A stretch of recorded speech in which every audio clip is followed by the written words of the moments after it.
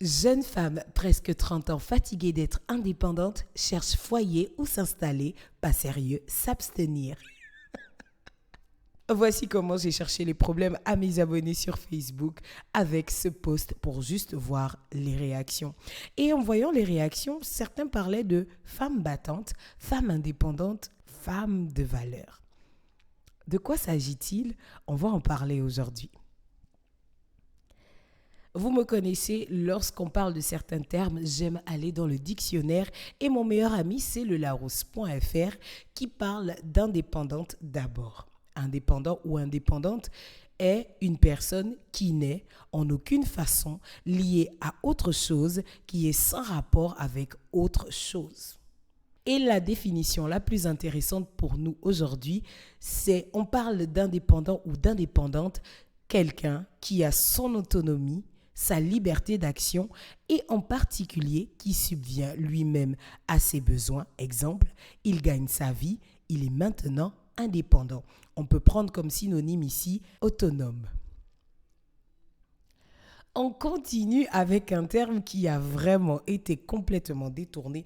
Et là, je parle vraiment du Gabon. On dit de quelqu'un que quelqu'un est battant lorsque la personne est très combative et très dynamique. Revenons maintenant de base au sujet. Femme, presque 30 ans, fatiguée d'être indépendante, cherche foyer où s'installer. Et c'est ainsi qu'on a eu franchement beaucoup de réactions. Je vous invite d'ailleurs à venir découvrir ça sur ma page Facebook Miss Bouloualou.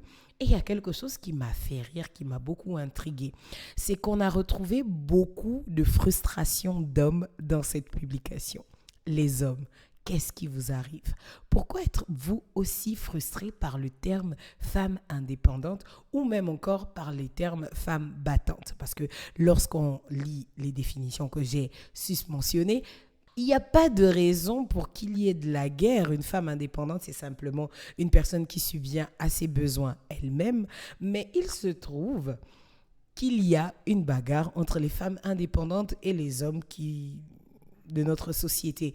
Aujourd'hui, la femme indépendante ou la femme battante, si vous préférez, est vue comme une femme qui ne veut pas se marier, qui ne veut pas être en couple, bref, la fille là, elle ne veut pas être avec un homme. Est-ce que c'est vrai? Ça, c'est une question que je vais vous poser à vous parce que je suis beaucoup victime depuis quelques années, on va dire depuis la barre de mes 25 ans, du fait que les hommes non seulement me reprochent d'avoir trop fait l'école, mais ensuite me reproche d'être trop indépendante. Comment est-ce qu'on reproche à quelqu'un d'être trop indépendante? Parce qu'on est aussi dans une société où les hommes se plaignent aussi que les femmes sont trop dépendantes des hommes. Il y a les femmes qui, voilà, j'ai vu quelque part que le coffre pour acheter les mèches de fin d'année ont déjà commencé. Donc, comment est-ce que on se retrouve avec une bagarre dans notre société? C'est vraiment un sujet vaste aujourd'hui, mais comme c'est le Bouloualou Talk, vous savez qu'on va en parler vraiment de façon brève, mais j'aimerais vraiment que les hommes nous répondent qu'est-ce qu'ils ont contre les femmes indépendantes, qu'est-ce qu'ils ont contre les femmes battantes, parce que j'ai lu beaucoup de commentaires qui disaient « Ah oui, là tu ne fais plus l'orgueil ». Est-ce qu'une femme indépendante est une femme orgueilleuse? Je ne pense pas.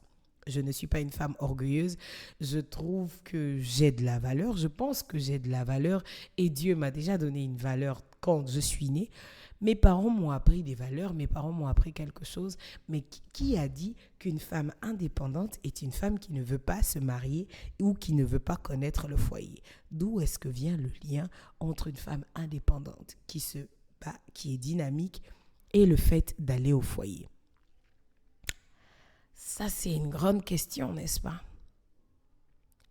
Je vais répondre aujourd'hui et je vais simplement dire que je pense qu'il y a un amalgame entre les hommes et les femmes de notre nouvelle génération qui pensent qu'il y a un lien entre le foyer et le couple qu'on construit et la dépendance à l'un ou à l'autre. De toute façon, Dieu nous a créés dépendant l'un à l'autre. C'est pour ça qu'il y a le principe de complémentarité entre l'homme et la femme. Le fait qu'on ne puisse pas féconder un œuf juste avec une ovule ou encore juste avec un spermatozoïde.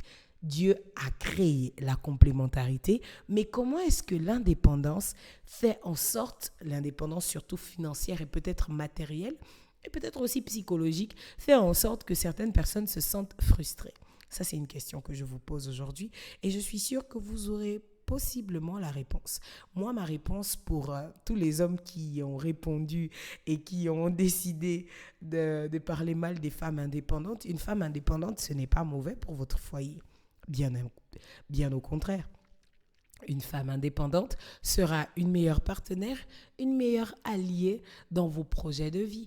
Parce que être en couple, vivre ensemble, c'est un projet de vie. Et si vous avez une femme qui est absolument dépendante, je suis désolée, les projets de vie peuvent être un peu difficiles. Arrêtez de voir les femmes indépendantes comme des obstacles. N'ayez pas peur de l'indépendance d'une femme. Draguez-les. Ne me draguez pas moi, mais draguez-les plutôt. Draguez les femmes indépendantes et vous découvrirez que vous vous faites juste des films pour rien. Et vous, que pensez-vous du fait que les femmes indépendantes souffrent d'une mauvaise perception dans notre société? Dites-moi tout en commentaire. Moi, je vous envoie plein de bisous, bisous, bisous, bisous. Miss Bouloilou.